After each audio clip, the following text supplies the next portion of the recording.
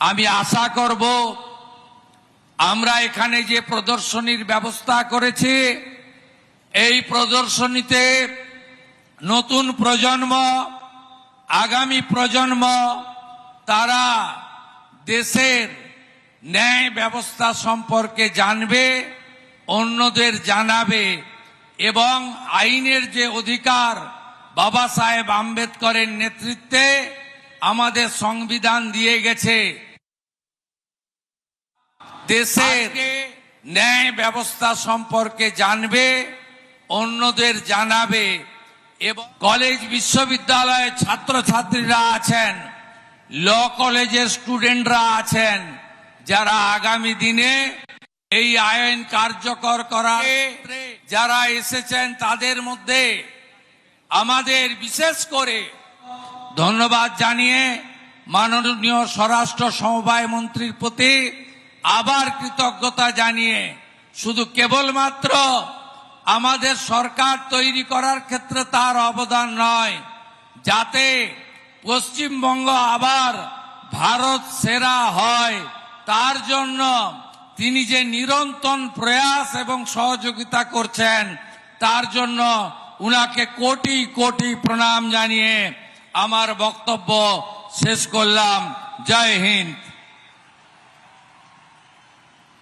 কেন্দ্র ও রাজ্য হাতে হাত দিয়ে চলবে, বিশেষ করে দেশের নিরাপত্তা সুরক্ষার প্রশ্নে শাসকের আইন নয়, এটা বারবার মুখ্যমন্ত্রী বলছেন।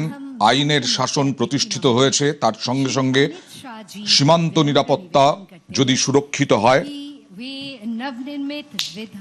সীমান্ত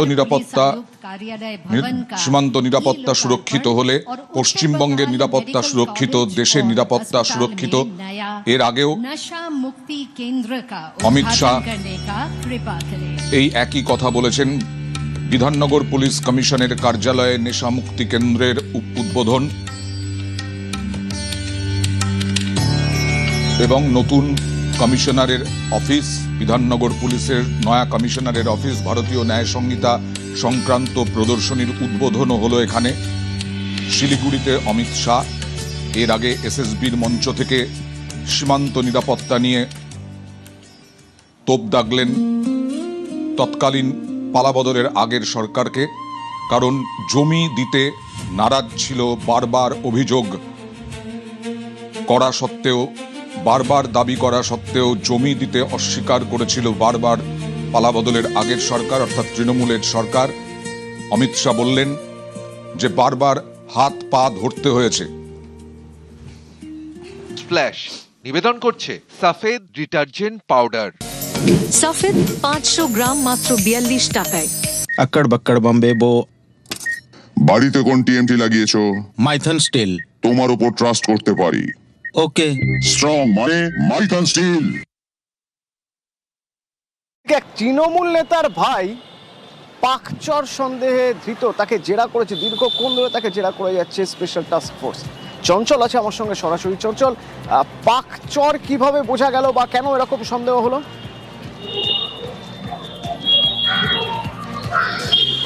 দেখো অতুলদা, গত শনিবারে কিন্তু এসটিএফ এর জালে 3 পাকচোর সন্দেহে 3 জনকে গ্রেপ্তার করা হয়েছিল এবং এই 3 জনের যে গতিবিধি বা 3 জনের যে সূত্র, সেই সূত্র মারফত কিন্তু এই যে ইসলামপুরের যে ফজলে রবি, অর্থাৎ ইসলামপুরের যিনি তৃণমূলের ব্লক সভাপতি ছিলেন জাকির হোসেন।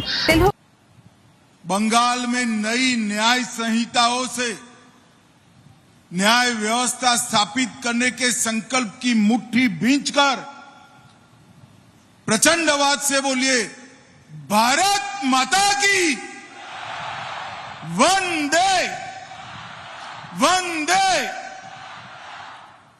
मंच पर उपस्थित बंगाल के नवनिर्वाचित और लोकप्रिय मुख्यमंत्री श्रीमान शुभेंदु अधिकारी जी, श्री श्रीकांतो मजमूदार जी,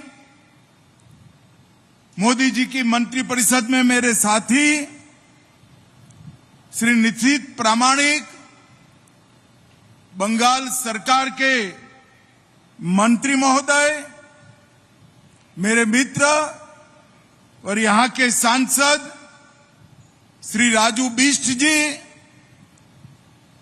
केंद्रीय गृह सचिव श्री गोविंद मोहन जी, मुख्य सचिव बंगाल, श्री मनोज अग्रवाल जी, आईबी के डायरेक्टर महेश दीक्षित जी, बंगाल के पुलिस महानिर्देशक श्री सिद्धनाथ गुप्ता जी, और आज इस महत्वपूर्ण कार्यक्रम में आए हुए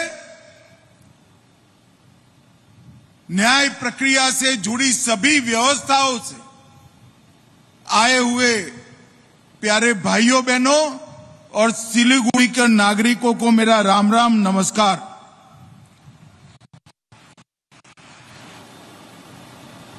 न्याय प्रक्रिया से जुड़ी सभी व्यवस्थाओं से आए हुए प्यारे भाइयों बहनों और सिलीगुड़ी के नागरिकों को मेरा राम राम नमस्कार। मित्रों, जैसे शुभेंदु जी ने बताया, पूरे देश भर में ये नई न्याय संहिताओं को अमल करने का काम शुरू हो गया है, मगर पश्चिम बंगाल की मुख्यमंत्री ममता जी ने बंगाल में इसके नोटिफिकेशन नहीं निकाले थे। उसका कारण था कि जैसे ही न्याय संहिताओं का इंप्लीमेंटेशन होगा, सिंडिकेट, कटमनी, टोल टैक्स और भय का साम्राज्य टूटकर चूर चूर हो जाएगा। बंगाल के चुनाव में भारतीय जनता पार्टी ने बंगाल की जनता को वादा किया था कि आप हम पर भरोसा करिए, हम भय की नहीं भरोसे की सरकार देंगे। और शुभेंदु अधिकारी ने कामकाज संभालने की पहली फाइल साइन की। वो फाइल हमारी तीनों न्याय संहिताओं को लगाकर यहां से अंग्रेजों के कानून को निकालने की फाइल साइन की, और उसी से भय की जगह भरोसे का काम, ये अभियान शुरू हो गया। आज यहां पर विधाननगर पुलिस कमिश्नरेट के नवनिर्मित भवन का भी उद्घाटन हुआ है, और यहां पर नशा मुक्त भारत के अभियान के लिए भी एक महत्वपूर्ण संस्थान का उद्घाटन करने का काम हुआ है। मित्रों, आज इसमें साइड पर ही, पास में ही एक प्रदर्शनी लगाई। ये तीनों न्याय संहिताएं किस प्रकार से नागरिकों को सुरक्षित करेगी, उनकी संपत्ति को किस प्रकार से सुरक्षित करेगी, इनके सम्मान को किस प्रकार से बढ़ाएगी, और किस प्रकार से किसी भी फरियादी को सिर्फ 3 साल में ही, मेरी बात ध्यान से सुनना, सिर्फ 3 साल में ही सुप्रीम कोर्ट तक न्याय देने की व्यवस्था हो जाएगी। इसकी यहां पर प्रदर्शनी लगाई। ममता बनर्जी के शासन में रविंद्र संगीत से गूंजता ये प्रदेश बम धमाकों से डरता था। एसिड हमले कभी थमते नहीं थे। आरजी कर मेडिकल कॉलेज की बर्बरता हो या संदेश खाली की पीड़ा, दुर्गापुर मेडिकल कॉलेज में हुआ बलात्कार हो या साउथ कोलकाता लॉ कॉलेज में हुई छेड़खानी हो, कोई एक्शन नहीं लिया जाता था। मुझे विश्वास है सरकार तो बदली है, साथ में अब कानून भी बदल रहा है। अब बंगाल में कानून का राज 15 साल के बाद फिर से सुनिश्चित हो जाएगा, इसको पूरा मुझे विश्वास है। और मित्रों, जो देश के प्रधानमंत्री जी ने संदेश दिया था कि भय का नहीं भरोसे का शासन होगा, वो बंगाल में जमीन पर उतरता हुआ दिखाई पड़ा है। भाइयों बहनों, हमने बहुत सारे हिंदी सिनेमा में, नाटकों में देखा है, तारीख पे तारीख, तारीख पे तारीख, तारीख पे तारीख, या तो फरियाद करने वाला ईश्वर के पास पहुंच जाता था, या जिसको सजा करानी थी वो ईश्वर के पास पहुंच जाता था, तब जाकर न्याय होता था। हमने नई न्याय संहिताओं में तकनीक का उपयोग किया है, जिससे पुलिस को इन्वेस्टिगेशन में ज्यादा साक्ष्य, टेक्निकल साक्ष्य रखने, और इसके कारण न्याय की गति बढ़ेगी। प्रोसिक्यूशन, पुलिस, न्याय व्यवस्था, इस सब में कैसे समय कम हो, इसके कानूनी प्रावधान हमने किए। और इसके कारण मैं आज बंगाल की जनता को कहकर जाता हूं, 2 साल के बाद इसके 100% इंप्लीमेंटेशन के बाद जो भी एफआईआर होगी, 3 साल में उसको सुप्रीम कोर्ट तक सजा कराने का काम अब बंगाल पुलिस समाप्त कर पाएगी। और एक बहुत बड़ा परिवर्तन है, 0 एफआईआर का, ई एफआईआर का हमने प्रोविजन किया है।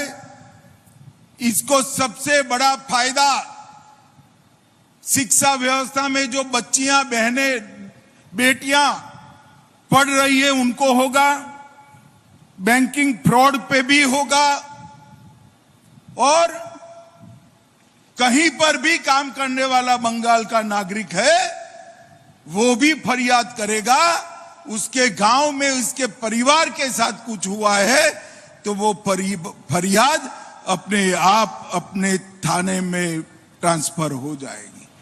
चाहे गुजरात हो, बिहार हो, कहीं पर आपके परिवार के लिए आप ई एफआईआर 0 नंबर से एफआईआर कर सकते हैं। ये नई न्याय प्रणाली पीड़ित केंद्रित है, दंड केंद्रित नहीं है।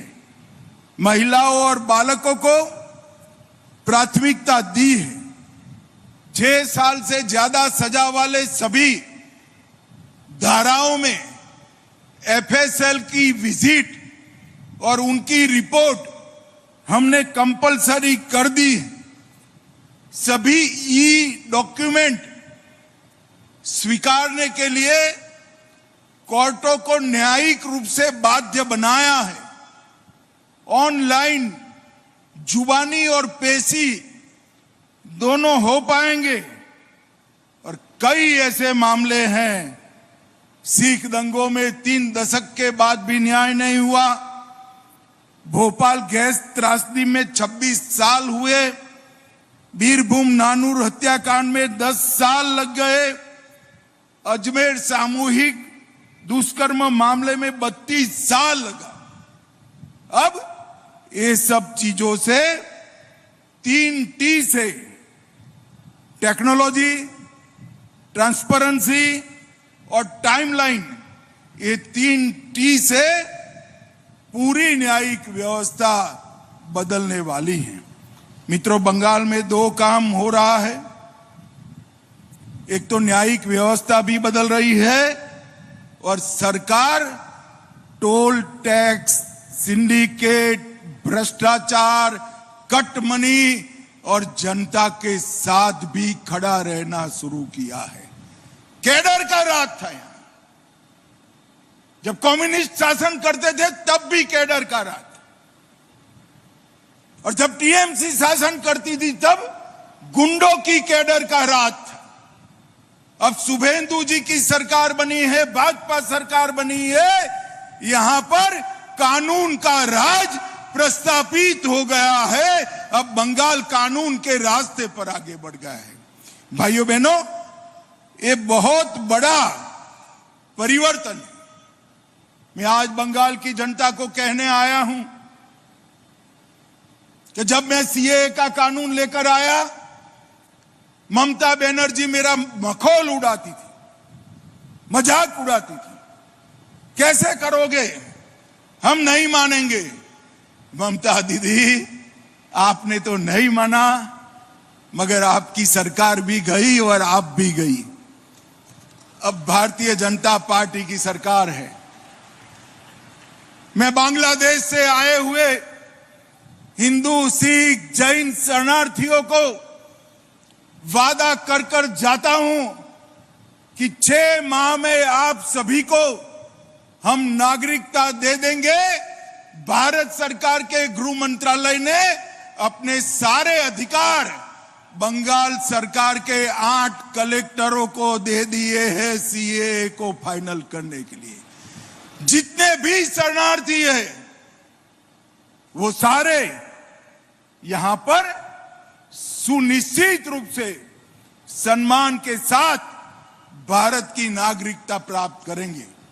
मगर मेरे भाषण को सुनकर घुसपैठिए खुश न हो जाए, क्योंकि हमारी बंगाल सरकार का अटल फैसला है डिटेक्ट, डिलीट और डिपोर्ट।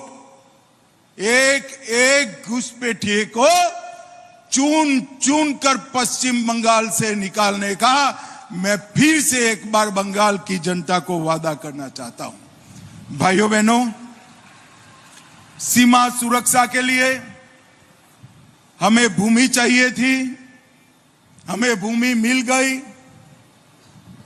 लगभग 1129 एकड़ भूमि बंगाल सरकार ने बाढ़ लगाने के लिए दे दी है।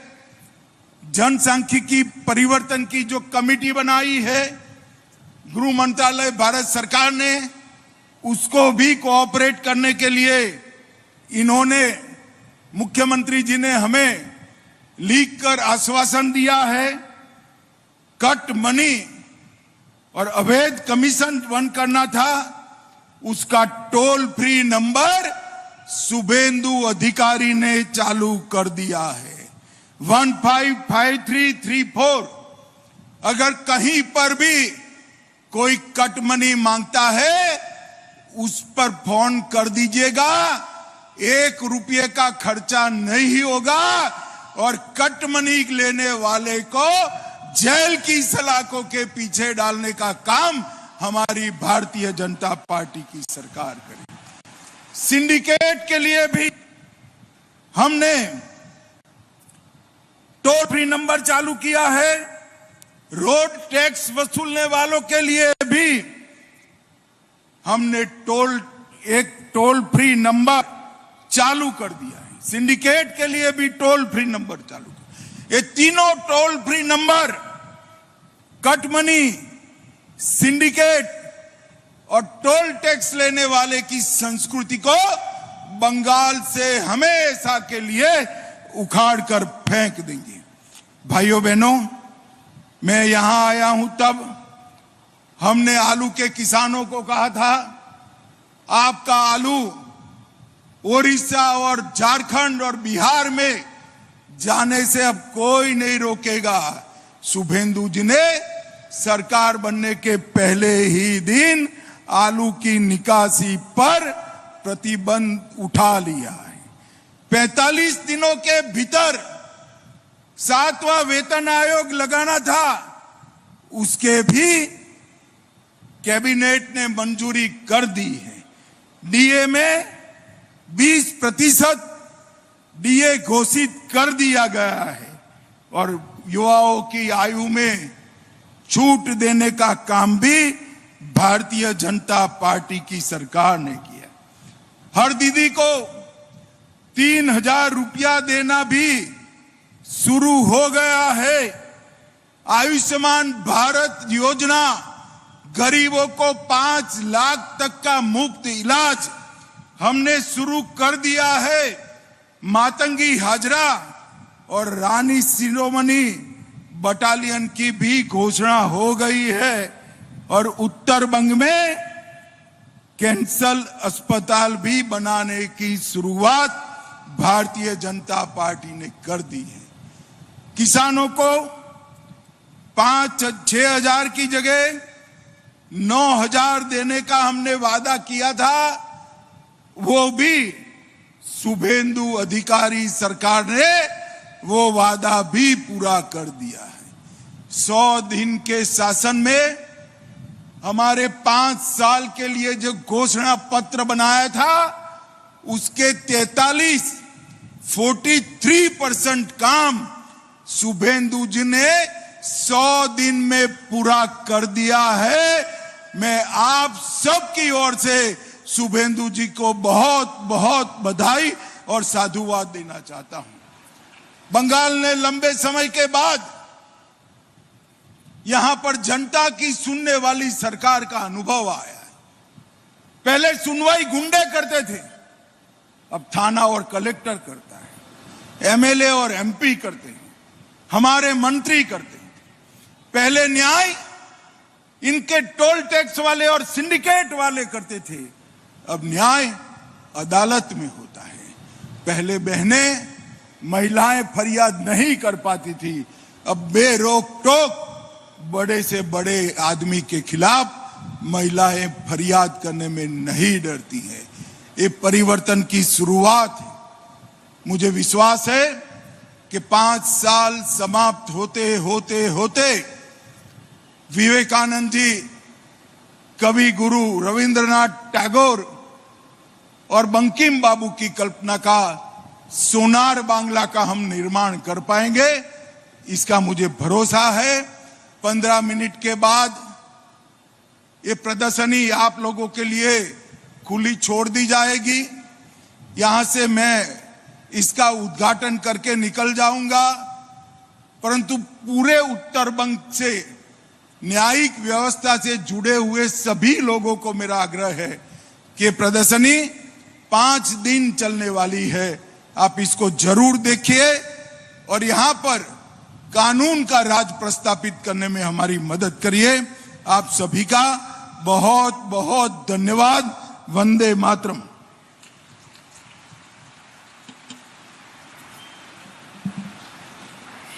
माननीय गृह मंत्री जी, आपके इस दिशा निर्देशक संबोधन के लिए पूरा सदन आपका हृदय से आभारी है। अब हम आज के इस अत्यंत गरिमापूर्ण कार्यक्रम के अंतिम चरण में पहुंच चुके हैं। इस मंच पर कार्यक्रम की समापन होगा। চিকেন স্নেকের শাহী নজরদারি, শিলিগুড়ি করিডোরে নিশ্চিদ্র নিরাপত্তা, অমিত শাহর শাহী সফর উত্তরবঙ্গে ঠিক আজ কি বললেন তিনি? नरेंद्र मोदी सरकार ने सिलीगुड़ी कॉरिडोर चिकन नेक के राष्ट्रीय सुरक्षा के दृष्टिकोण को, उसके महत्व को बहुत अच्छे तरीके से पहचाना है। 8 राज्यों को जोड़ने वाला ये अत्यंत संवेदनशील महत्वपूर्ण गलियारा है। 3 अंतर्राष्ट्रीय सीमाएं नेपाल, भूटान और बांग्लादेश यही सिलीगुड़ी कॉरिडोर को लगती है और एक प्रकार से इसकी सुरक्षा राष्ट्र की सुरक्षा के साथ जुड़ी हुई है। हमने सिलीगुड़ी कॉरिडोर की सुरक्षा को अभेद बनाने के लिए त्रिकोणीय सुरक्षा ग्रिड बनाया है। चोपड़ा, किशनगंज और धुबरी, ये तीनों बेस से पूरे सिलीगुड़ी कॉरिडोर में हमने जागरूकता भी बढ़ाई है, उपस्थिति भी बढ़ाई है और यहाँ पर वर्चस्व भी बढ़ाया है। সরকারে আসার ৪৫ দিনের মধ্যে কাঁটাতারে জমি, বিএসএফ কে ১১০০ একর জমি রাজ্যের। মুখ্যমন্ত্রীর প্রশংসায় কেন্দ্রীয় স্বরাষ্ট্রমন্ত্রী মমতার আমলে হাত জোর করেও জমি মেলেনি তোপ অমিত শাহ। मैं शुभेंदु जी की बुरी बुरी प्रशंसा करना चाहता हूं कि जब से वो आए हैं हमें सीमा सुरक्षा के लिए जो भी सहयोग चाहिए था गृह मंत्रालय को, हम सिर्फ फोन करते हैं, पत्र तो बाद में जाता है, पहले परमिशन मिल जाती है। सरकार के गठन के 45 दिन के भीतर ही 1129 एकड़ भूमि जो हम 2014 से मांगते थे, हमें मिलती नहीं थी, शुभेंदु जी ने दे दिया। कुछ 29 एकड़ बाकी बचा है, तो बैठने के साथ ही उन्होंने कहा है 29 एकड़ का पैसा भेज दो, दूसरे ही दिन ऑर्डर हो जाएगा। मित्रों, ये तत्परता जो है वो भारतीय जनता पार्टी के मुख्यमंत्री नाते नहीं है। शुभेंदु जी मेरे मित्र हैं, मैं समझता हूं उनको। घंटों घंटों हमारी चर्चा हुई है पश्चिम बंगाल की समस्याओं के लिए। उनको मालूम है जब तक घुसपैठ नहीं रोकती, ना पश्चिम बंगाल सुरक्षित रह सकता है, ना भारत सुरक्षित रह सकता है। हम ममता बनर्जी के हाथ पैर जोड़कर थक गए, मगर हमें भूमि नहीं दी। उनकी ऑफिस में भी पहुंच गया कि ममता जी, वो भारतीय जनता पार्टी को जमीन नहीं देना है, बीएसएफ को देना है, आप कृपया दे दीजिए। हाँ बोला, मगर गई तब तक नहीं दी। मैं आज इस मंच से बंगाल की जनता का बहुत बहुत धन्यवाद करना चाहता हूं कि आपने एक राष्ट्रीय सुरक्षा को तरजीह देने वाली सरकार को चुनकर बिठाया। অনুপ্রবেশ ও পাচারে জিরো টলারেন্স, সীমান্ত সুরক্ষায় কেন্দ্র রাজ্য হাতে হাত, বললেন শুভেন্দু অধিকারী।